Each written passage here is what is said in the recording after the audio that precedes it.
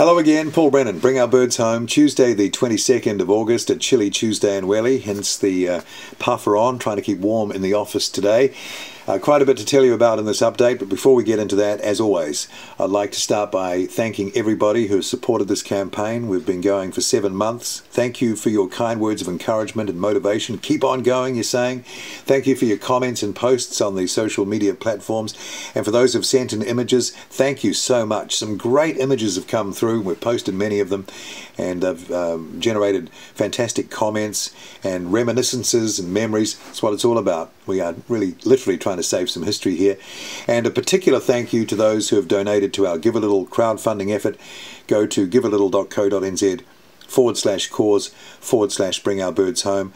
Those funds are really starting to help now. I'm hoping to be able to tell you this week that our representative in Sao Paulo, Brazil, Cesar, has traveled to either Brasilia, the capital of Brazil, or to Manaus in the state of Amazonas to talk directly face-to-face with the management of Infraero, the company that owns Manaus Airport, where our DC-8, the only original Air New Zealand DC-8 left on the planet, registered ZKNZC. It arrived back in 1965. It's been sitting at Manaus, as you know, if you've been following the story, since about 2004. Derelict, caught up in a bankruptcy and a prolonged court case, which has worked to our advantage. Otherwise, it probably wouldn't be here anymore.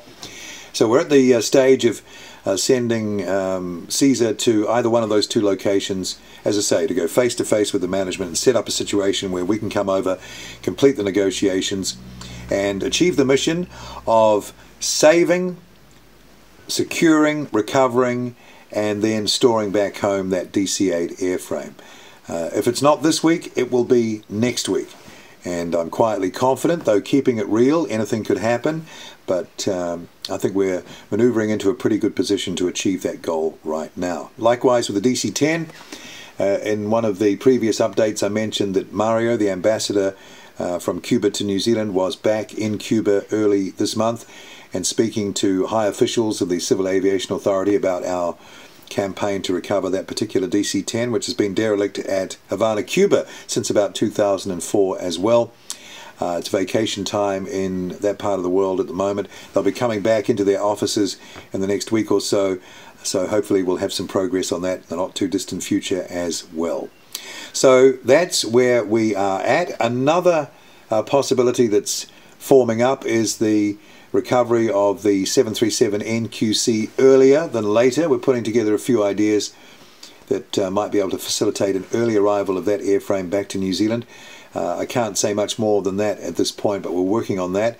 We've got a pretty cool idea to be able to do that. We're just going to pull the various threads together to see that it's viable, and if it is, we may be celebrating the arrival of the only remaining Air New Zealand 737-200 left on the planet. And you will have noticed over the weekend I put up a cryptic image alluding to an announcement coming soon on where we're going to store, restore, and eventually display these airframes. We have a very, very strong possibility that has emerged in the last week or so. I can't say too much more than that because we're in the early part of discussions, but it is a very good fit.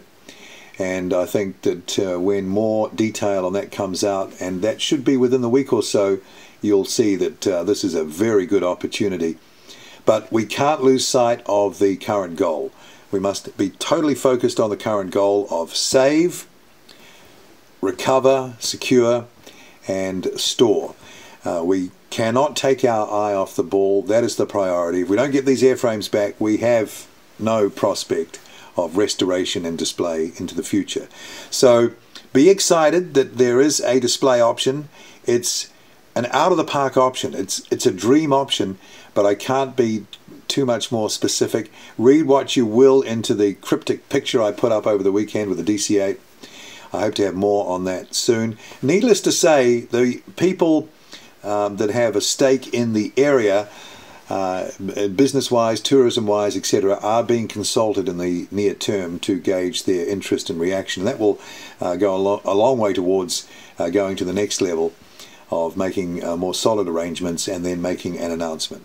But it is good, I think, at this point to flag that there are some definite options. It's a question that comes up all the time. Once you get them here, what are you going to do with them? And now I can say with a reasonable degree of confidence that we have a very good candidate for that, but more needs to be done to firm it up.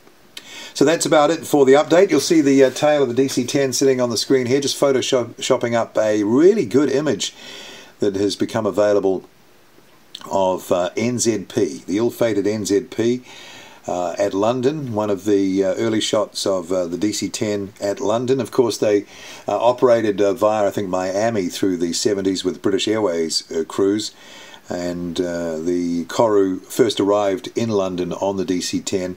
So we'll be putting up the finished version of this retouched picture, which is a beautiful picture, sometime in the next day or so. Just a bit more work to be done on it. You can see it there.